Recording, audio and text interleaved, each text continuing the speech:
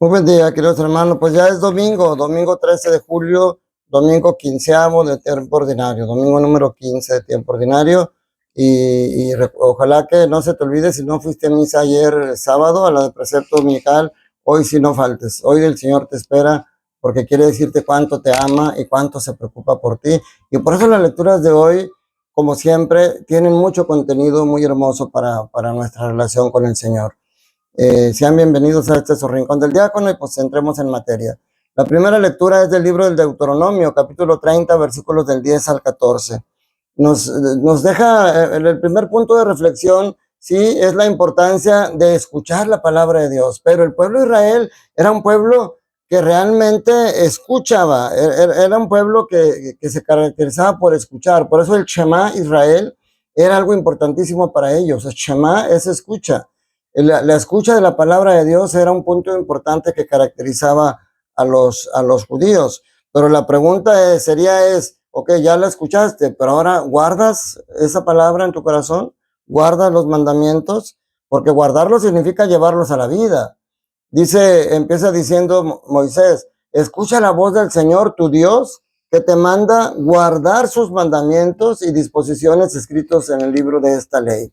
Y conviértete al Señor tu Dios con todo tu corazón y con toda tu alma. ¿Se fijan? O sea, no es nada más escuchar, es guardar en tu corazón, porque de tu corazón salen todas las acciones, y convertirte, es dejar atrás todo el pasado negativo en ti. Sin embargo, el pueblo de Israel veía eso como algo muy difícil, y el exilio era como una prueba de eso. O sea, el exilio fue resultado de no haber cumplido la ley, de alejarse de la ley. Por eso ahora el Señor les quiere dejar claro, no es, el exilio sí fue por la falla de ustedes, pero la falla no fue porque sea difícil o porque esté lejana, es porque su disposición no estaba clara en el Señor. Por eso dice, estos mandamientos que te doy no son superiores a tus fuerzas, ni están fuera de tu alcance. Más bien están ahí en tu corazón. No son superiores a tus fuerzas, ni están fuera de tu alcance, están muy cerca. Dice, están en tu boca y en tu corazón. Entonces, por eso no podemos decir, ¿quién subirá por nosotros al cielo para que nos los traiga? Los escuchemos y podamos cumplirlos. Dice, están muy cerca de tu corazón. Por eso dice, conviértete al Señor con todo tu corazón y con toda tu alma. Todos tus mandamientos, dice el Señor, todos mis mandamientos están muy a tu alcance, en tu boca y en tu corazón, para que puedas cumplirlos. Y luego, en la segunda lectura del apóstol San Pablo a los colosenses, también nos habla de una situación importante. Dios tiene rostro. Nosotros cuando vemos la imagen de la Trinidad, el rostro de Dios lo vemos igual al de Cristo, nomás que anciano. Pero aquí lo que nos dice el apóstol San Pablo es que Dios no tiene rostro. Cristo es el que vino a traernos la imagen de Cristo. Por eso lo ponen de una manera similar, pero no porque Dios tenga ese rostro, los mismos, solamente Cristo tiene cuerpo porque fue el único que se encarnó. Dice Dios, Cristo es la imagen del Dios invisible, es la imagen del Dios invisible. Ese Dios lejano, Cristo lo hace cercano, pero es la imagen del rostro de misericordia, no necesariamente que su rostro sea exactamente igual. Dios es el creador del mundo, pero Cristo ya estaba, dice San Juan, en el principio ya existía la palabra, y la palabra estaba orientada a Dios y estaba con Dios. Entonces, si Dios es el creador y Cristo ya estaba, ¿cuál es el papel de Cristo? ¿Solamente estuvo como observador?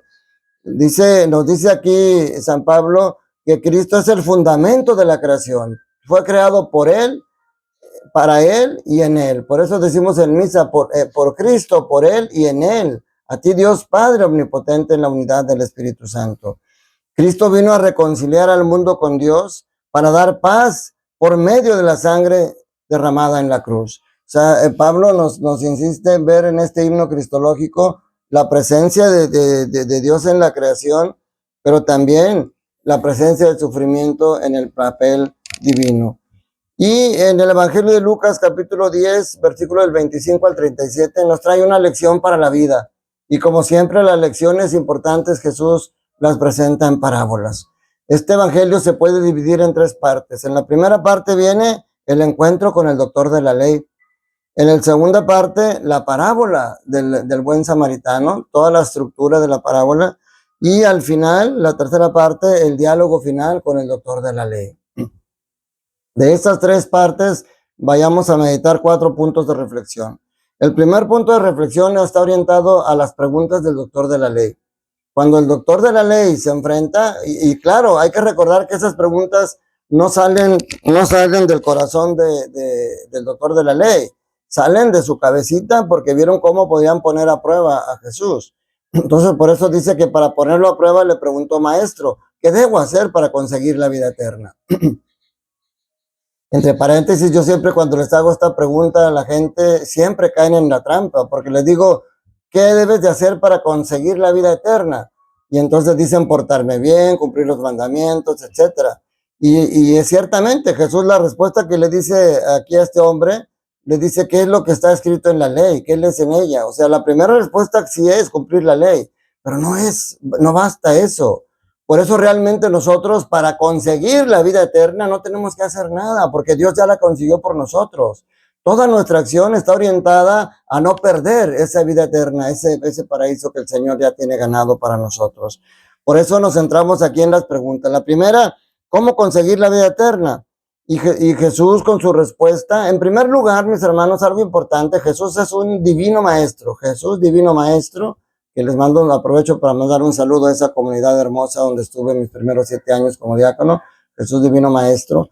Jesús como un buen maestro no le da la respuesta, lo orienta. Eso también nos decían en psicología, que la terapia no está hecha para darle respuesta a los cuestionamientos o a los problemas del paciente, sino a llevarlo, a orientarlo para que él mismo encuentre esa respuesta. Por eso, después de la parábola, después de todo, le pregunta a Jesús, dice, ¿cuál de estos 3 te parece que se portó como el prójimo del hombre que fue asaltado por los ladrones? Se lo lleva a que él mismo se dé respuesta a la pregunta, porque a la segunda pregunta, porque en la primera le dice, ¿cómo conseguir la vida eterna? Lo que Jesús le deja claro, que la vida eterna empieza desde ahorita, que para conseguir la vida eterna, dice, se empieza viviendo ya el cumplimiento doble del mandamiento del amor, amor a Dios y al prójimo. Cuando tú empiezas desde aquí a amar a Dios y al prójimo, estás ya empezando a trabajar para tu vida eterna y estás ya empezando a conseguir esa vida eterna. Pero le dice el doctor, ¿y quién es mi prójimo? Dice, para justificarse de su pregunta, le dice, ¿y quién es mi prójimo?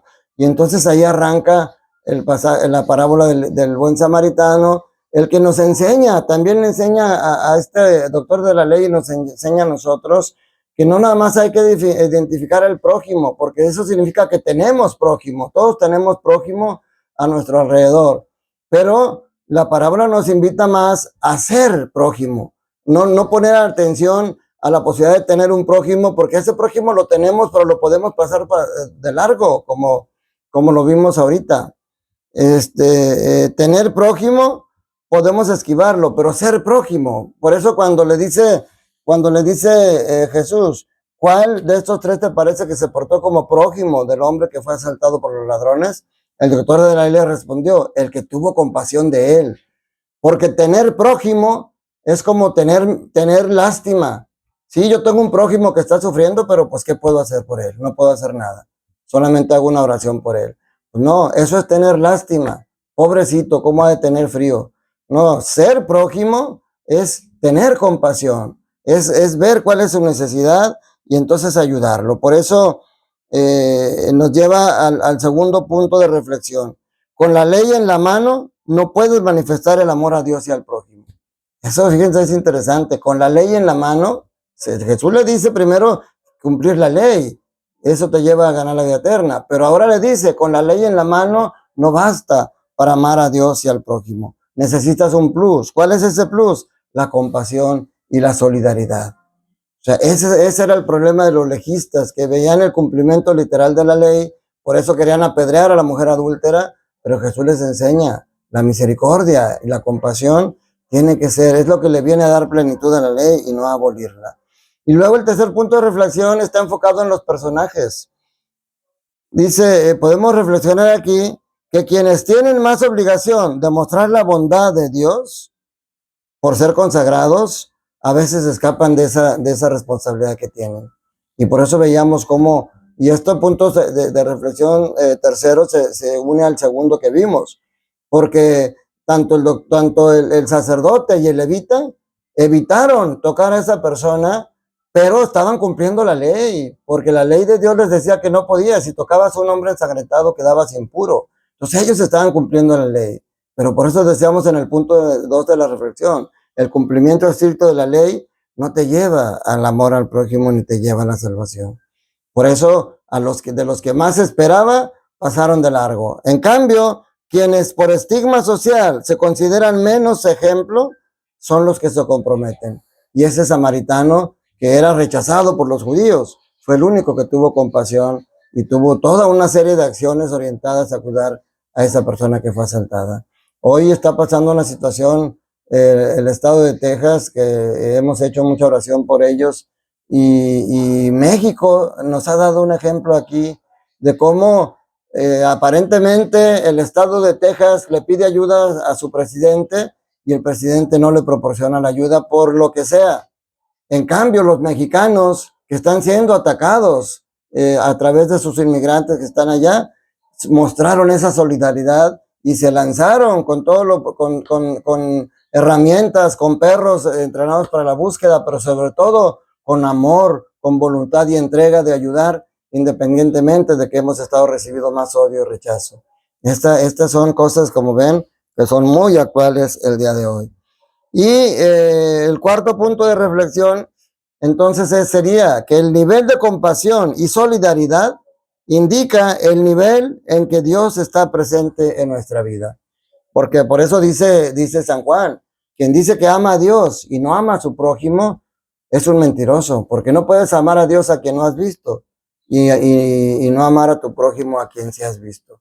Por eso, si yo digo que Dios está conmigo, que yo tengo a Dios en mi corazón, eso tiene que verse plasmado en conductas muy puntuales en ayuda al necesitado. Primero en tu casa, tu madre, tus padres, no los puedes tener abandonados, no importa, es que ya están viejitos, es que están viviendo muy lejos, está el teléfono, están las redes, pero de vez en cuando tienes que ir a verlos.